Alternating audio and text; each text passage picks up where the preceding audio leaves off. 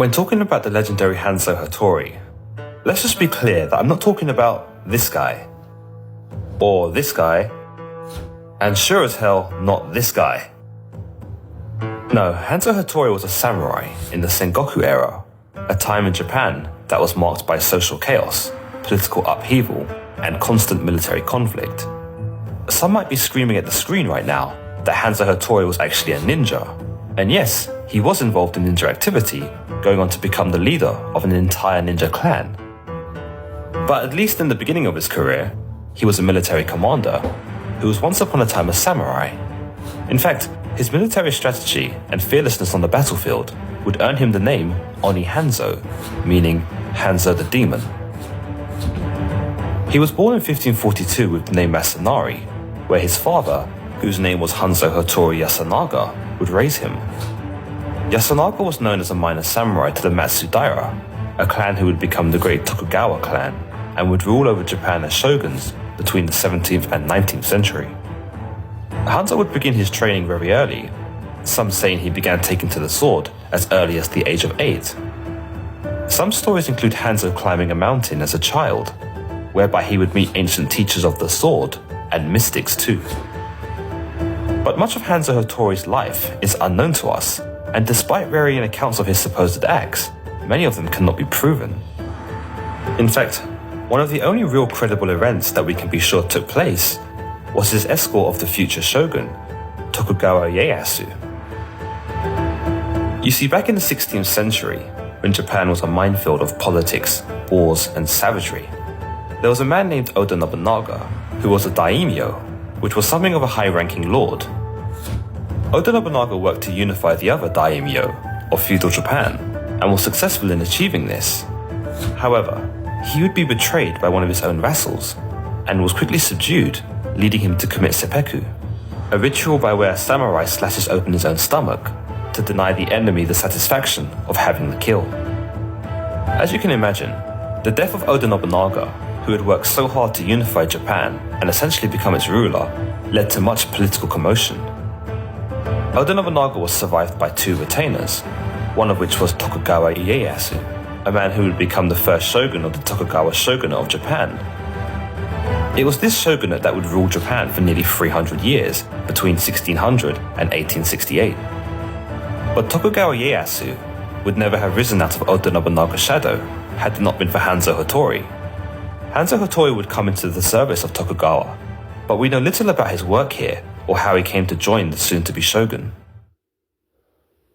One tale has it that Hattori served Tokugawa in an attack at night on Kaminoga Castle in 1562, and was successful in retrieving the daughters of Tokugawa who had been captured by a rival clan. Hanzo hattori would have been just 16 years old at this point, but he had already caught the attention of Tokugawa, who praised him for his bravery. It's here that we get the first glimpse of Hanzo's supposed ninja life, as opposed to his more honorable samurai way of living. It was said that Hanzo would use guerrilla warfare when taking Kaminoga Castle, whereby he would sneak up on enemies, surprise them with attacks from above, and merge with the castle guards for infiltration. So impressed with Hanzo, Tokugawa began to employ more ninjas and would assign Hanzo as their leader. After this, Hanzo is stopped being referred to as a traditional samurai and appears to become something more resembling of a ninja, or at least a leader of ninjas, mainly from the province of Iga, where the Hattori family originated from. Another example of his service to Ieyasu is his undying loyalty. Ieyasu's oldest son, Nobuyasu, was said to be accused of treason and conspiracy by Oda Nobunaga. Outraged by his son's supposed crime, Ieyasu ordered the son to commit seppuku. But after a botched attempt, Hanzo was ordered by Tokugawa to finish the job. But Hanzo refused the order, stating that he could not kill a man who shared the same blood as the great Tokugawa Ieyasu himself. So moved by this, it cemented his loyalty in Tokugawa, who went on to say in regards to Hanzo, "Even a demon has a heart." As I mentioned earlier, Hanzo hattori's most notable moment in his career would be his escorting of Tokugawa Ieyasu after the death of Oda Nobunaga. Upon the death of Nobunaga, Japan became a free-for-all, and being one of Nobunaga's retainers, Tokugawa became a massive target. At the time of his master's death, Tokugawa happened to be far away from home and was suspended in a land riddled with enemies seeking to do away with him. Tokugawa had a long journey back home to the province of Mikawa, but to his fortune, he would cross the Iga province, an area where Hanzo had earned himself some ties with the local ninja clans, possibly as a result of his family's heritage here. Hanzo was said to engage with enemies along the road, but he and his ninja buddies made quick work of any resistance. Some speak highly of Hattori's moves in battle, perhaps too highly, considering they are attributed with various supernatural abilities, including teleportation, psychokinesis, and precognition. It's these sorts of conceptions that have spawned the prominence of his character in pop culture. Furthermore, it seems that the mystery around his seemingly heightened abilities can be linked with the secret teachings of the art of ninjutsu, a martial art form that incorporates stealth, espionage, sabotage, camouflage, and general deception. No one can really explain how real Hanzo's abilities were, or what the full capacity of his abilities could have been. After all, being a ninja was mostly about keeping out of the spotlight, so it's natural that most of Hanzo's life and his abilities is shrouded in shadow and secrecy.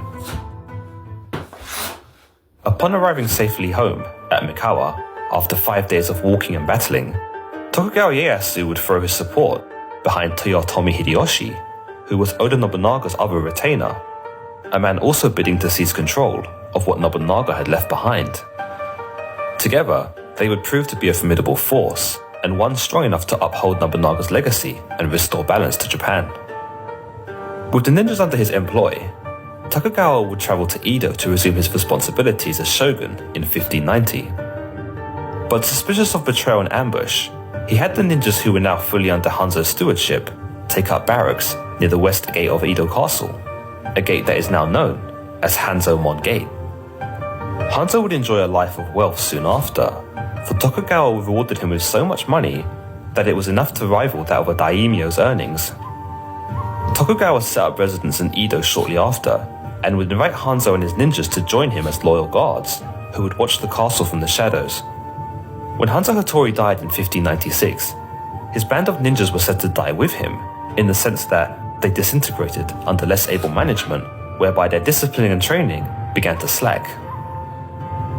Hattori's remains are now kept at Temple Cemetery, in what is now Tokyo, surrounded by his favorite weapons. Hattori's descendants began to decline here, for it's said that his offspring were witless and arrogant, most of them racking up debt and failing to live up to his high standards. One of his sons, also named Masanari, would become captain of the castle guard by order of Tokugawa Ieyasu himself. But his own guard would rebel against him because of his attitude. He would be relieved of his duties and later died in battle while desperately trying to redeem his honor. Another of Hanzo Hattori's sons, named Hattori Masasige, would go on to serve Tokugawa and lead a group of ninjas, and while he had more success than his ill-fated brother, he was unable to grasp the teachings of ninjutsu in the same way that his father once did. The most interesting thing from Hanzo Hattori's life is that because of the secrecy surrounding his ninja lifestyle, much of what he did, including his so-called powers, will forever remain unknown. But not now.